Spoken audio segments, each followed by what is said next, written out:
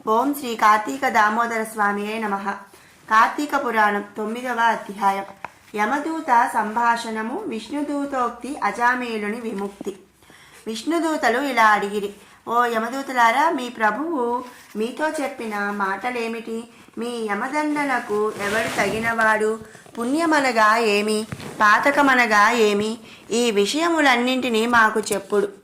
ఇట్లని విష్ణుదూతలు అడగగా యమదూతలు ఇట్లు పలికిరి: ఓ విష్ణుదూతలారా, సావధానముగా వినుడు. సూర్యుడు, చంద్రుడు, అగ్ని, వాయువు, ఆకాశము, గోవులు, సంధ్యలు, పగలు, దిక్కులు, కాలము, ఇవి మనుష్యుని పాపపుణ్యములను గురించి సాక్షులు. మేము వీరి సాక్ష్యముతో విచారించి పాపములను చేసిన వానిని దండింతము. వేద మార్గమును వదిలి ఇచ్చానుసారముగా తిరుగుచు వేదశాస్త్రములను దూషించుచు సాధు బహిష్కృతుడైన వానిని మేము దండింతము. బ్రాహ్మణుని, గురువును, రోగిని పాదముల చేత తన్నువాడును, తల్లిదండ్రులతో కలహించువాడును అయిన వారిని మేము దండింతము. నిత్యము అబద్ధమాడుచు జంతువులను చంపుచు కులాచారమును వదిలిన వారిని మేము దండింతము.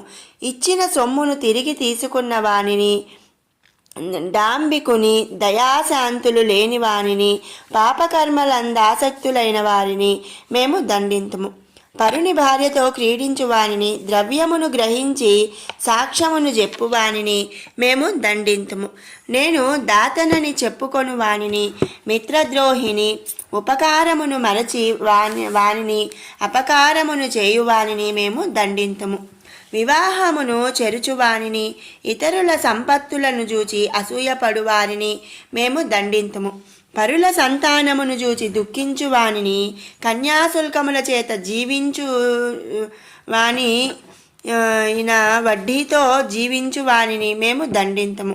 చెరువును, నూతిని, చిన్న కాలువలను నిర్మించు వ్యాపారమును మార్పించువానిని, నిర్మితములైన వాటిని చెరుచువానిని మేము దండింతము.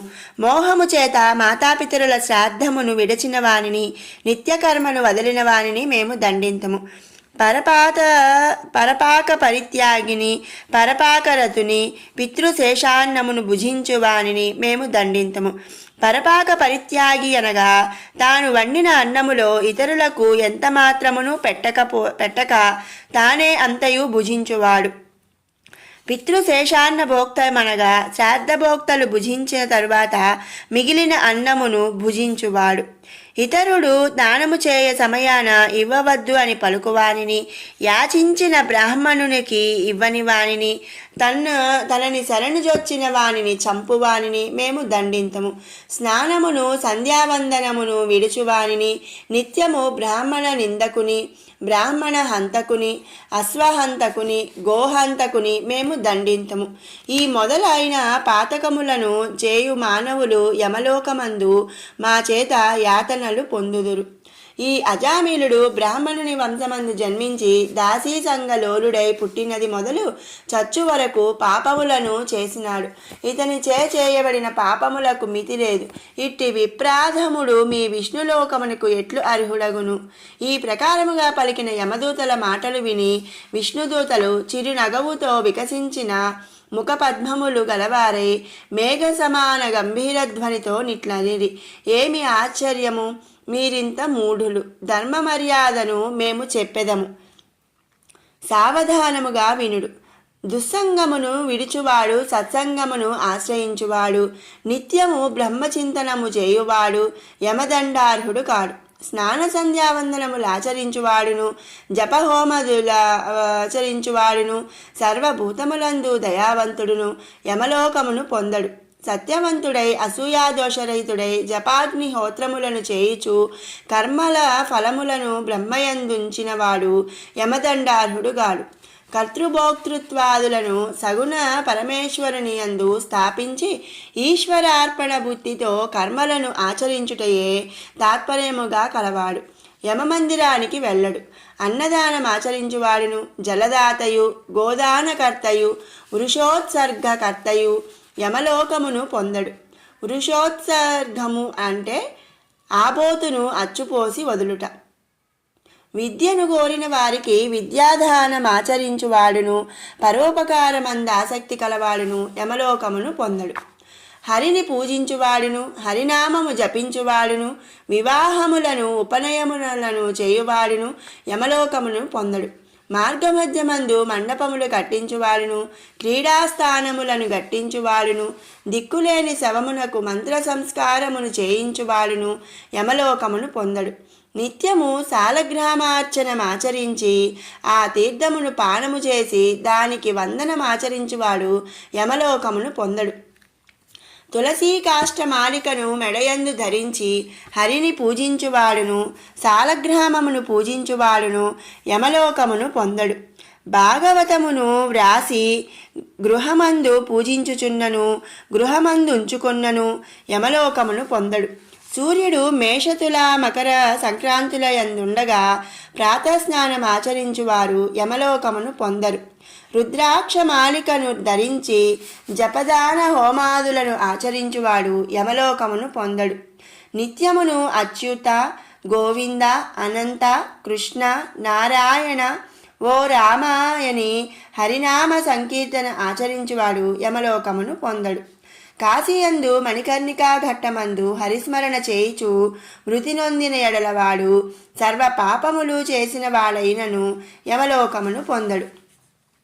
దొంగ, కళ్ళు తాగువాడు, మిత్రహంతకుడు, బ్రాహ్మణహంత, గురుభార్య రహితుడు, స్త్రీహత్య, రాజహత్య, గురుహత్య, గోహత్య చేసిన పాపాత్ములు మరణకాలమందు హరిని స్మరించిన ఎడల పాప విముక్తులగుదురు. మహిమను తెలుసుకొని గాని తెలియక గాని మరణకాలమున హరినామ సంకీర్తన గావించిన వారు పాపాత్ములైనను ముక్తులగుదురు. పడినప్పుడును, తొట్టుపాటు పొందినప్పుడును, కొట్టబడినప్పుడును, జ్వరాదుల చేత పీడింపబడినప్పుడును, సప్త వ్యసనముల చేత పీడింపబడినప్పుడును, వశము కానప్పుడును హరి హరి అని అన్నయడల యమయాతన పొందడు. అనేక జన్మలలో సంపాదించబడి ప్రాయశ్చిత్తములు లేక కొండల వలె పెరిగియున్న పాపములన్నీయు భూమి అందు గాని స్వర్గమందు గాని హరినామ సంకీర్తనము చేత నశించును. మరణావస్థలో ఉన్నవాడు హరినామస్మరణమును చేసిన ఎడల వాని పాపములన్నీయు అగ్నిలో నుంచిన దూది వలె నశించును. విష్ణుదూతలిట్లు యమదూతలతో పలికి అజామీలుని యమదూతల వలన విడిపించిరి. తరువాత అజామీలుడు విష్ణుదూతలకు నమస్కారం చేసి, మీ దర్శనము వలన నేను తరించి తిని. తరువాత విష్ణుదూతలు వైకుంఠమునకు పోయిరి.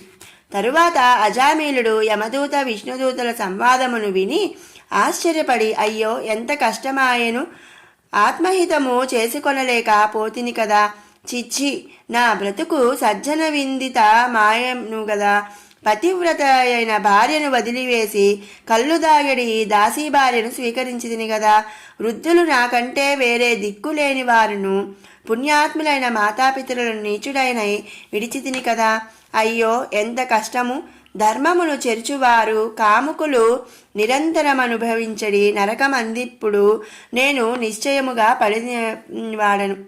ఇది ఏమి ఆశ్చర్యము, ఇది స్వప్నమా, నా నల్ల కత్తులను ధరించిన యమభటులెట్లు పోయిరి, నేను పూర్వజన్మమందు పుణ్యం ఆచరించిన వాడను, ఇది నిజము.